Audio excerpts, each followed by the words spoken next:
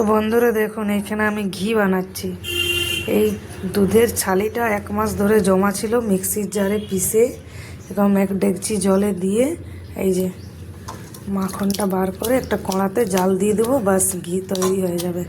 এইটা চিনি দিয়ে ফেটে মাখনের মতনও খেতে পারেন আপনারা। এই যে লোহার কড়াইয়ে দিয়ে দিচ্ছি, ভালোভাবে জাল দেবো, দেখবেন কি সুন্দর ঘি হবে।